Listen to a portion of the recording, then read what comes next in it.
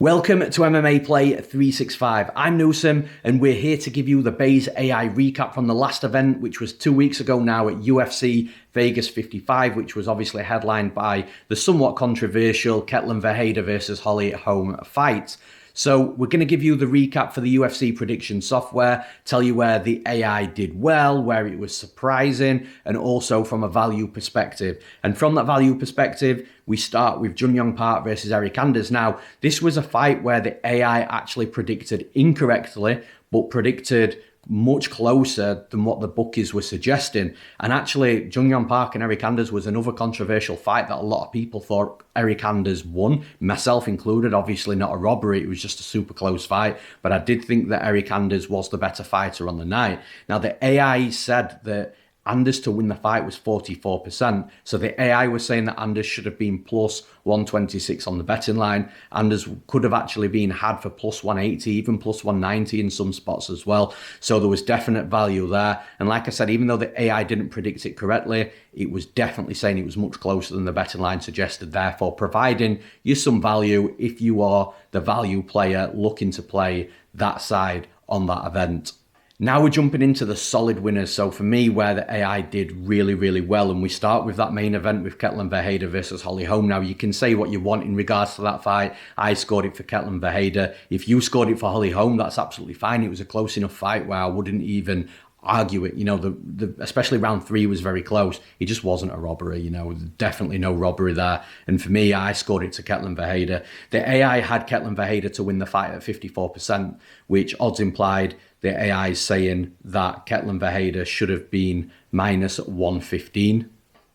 So like I say, the odds implied minus 115, but she was actually, or could have been had at the most part, on general, around plus 200 on the betting line. So even if you didn't agree that Ketlen Vieira won the fight and you thought that Holm won it, the AI was saying that Ketlen Vieira was going to win, but more importantly, the fight was much closer than, basically is not saying that there shouldn't have been a 2-1 favourite in that fight. And that again is a solid prediction from the AI, because not only did it get it right, but it knew that the odds were completely off whack. So there was a ton of value on Ketlen Vieira straight, and they got the prediction right as well. But also when you go a little bit further, it actually had Vieira to win by decision at 30%. Odds implied that's plus 230, and you could have had Vieira by decision at plus 350. Now, I do think the value there was more with Ketlen Vieira straight, just in case she got a submission or there was a knockout. But like I said, by decision, there was value. Playing Ketlen Vieira on the money line, plenty of value. It would have been a winning ticket as well. And it was a solid prediction from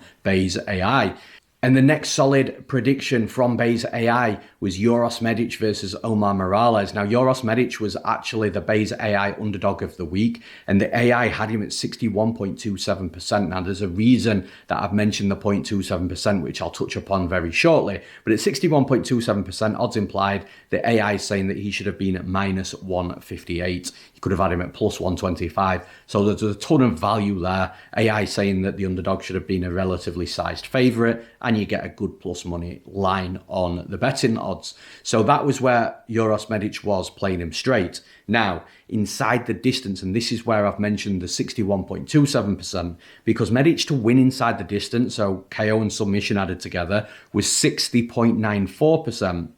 which is minus 156 odds implied. So what the AI is saying is, look, we think Medic is going to win the fight, but playing him inside the distance, it was so close. And the fact that you would have got plus 215 on inside the distance on a fighter that normally does win by finish, when he does win a fight, that's where the value was for me. Tremendous value there. 60.94% compared to 61.27, the money line to inside the distance.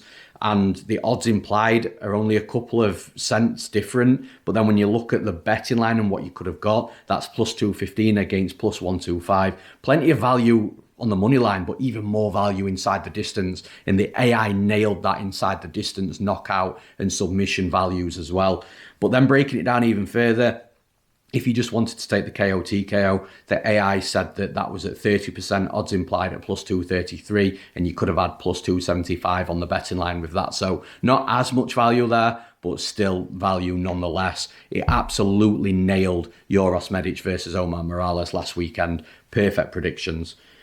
The next solid winners was Chase Hooper versus Felipe Colares. Now, Hooper was 59%, so he wasn't far off being the Bayes AI underdog of the week either. Odds implied at 59% is minus 145, and you could have had Chase Hooper around plus 160. So plenty of value there, minus 145 to plus 160. Again, the AI saying that the fighter that should have been the favourite was actually decent plus money, plenty of value, solid prediction that would have come in and cashed a betting ticket quite easily as well. So again, solid from Bayes AI. Now, we've gone through the good parts, as always, as the bad parts. So the bad losses for me.